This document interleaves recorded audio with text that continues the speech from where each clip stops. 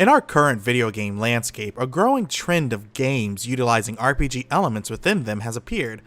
A lot of these games are being categorized as simply RPG games. For example, when Fallout 4 was released, a notion that Fallout 4 wasn't an RPG rose throughout many internet forums.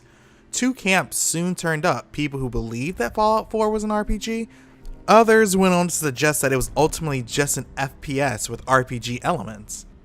With this whole controversy in mind, it got us at East2 thinking, just what is the definition of an RPG? It seems that out of all the different game genres, RPGs are the least defined, barring maybe MOBAs. And the thing is, it seems that RPGs are one of the genres that have the most meaning to people.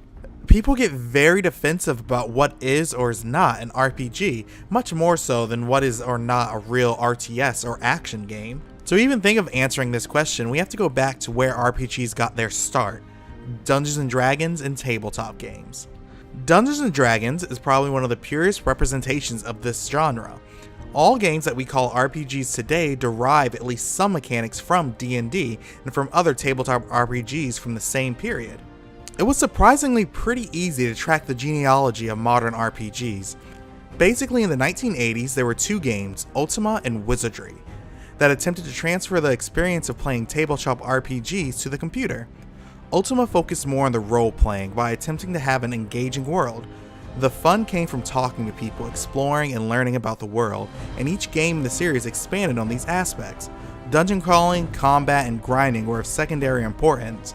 Meanwhile, Wizardry focused less on the role-playing and was almost entirely driven by the dungeon crawl and the turn-based combat.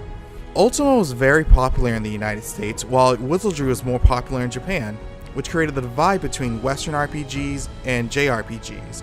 Western RPGs attempt to let the players express their characters in a variety of ways, let them choose their backstory, make moral decisions, and you generally spend more time talking than in combat, which takes from the Ultima school of thought. Meanwhile, JRPGs featured massive dungeons and increasingly complex battle systems in order to make the combat more interesting, as most of the time is spent in combat, and interactions with the world were generally fixed to allow for a linear narrative.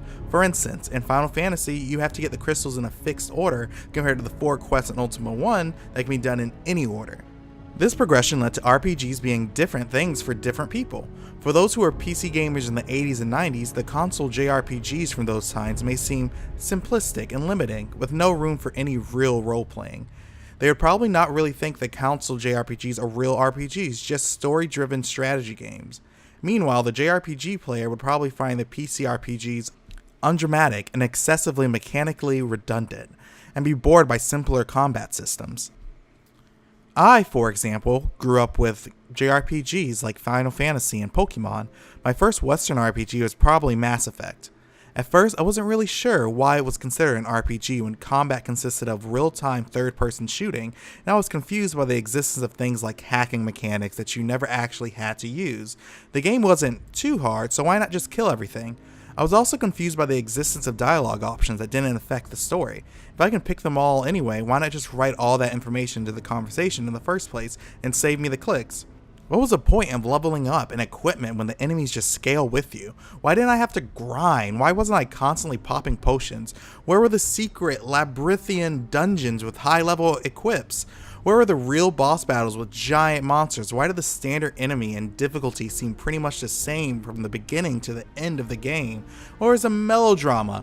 Eventually I came to understand and appreciate the things that Mass Effect offered that JRPGs didn't. Despite our research into the topic, ultimately it is hard to pin down an exact definition of an RPG. There isn't much proper role-playing to be had within the linear narrative of a typical JRPG, but Western RPGs rarely change substantially based on your role-playing due to the lack of a human DM, and therefore may as well have a linear narrative otherwise. Any given choose-your-own-adventure book or visual novel is no less of an RPG than typical Western RPGs. Therefore, it seems role-playing is humorously not actually needed for a game to be an RPG. Yeah, character classes are important to many RPGs, but also in games like Overwatch and Team Fortress 2. Customizable skills is a huge part in RPGs, but also in Dragon Ball Xenoverse.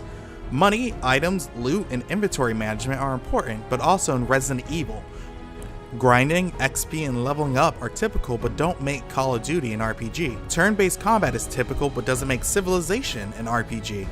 So in conclusion, when utilizing the classic definition of RPG, I think calling any video game an RPG is simply a misnomer.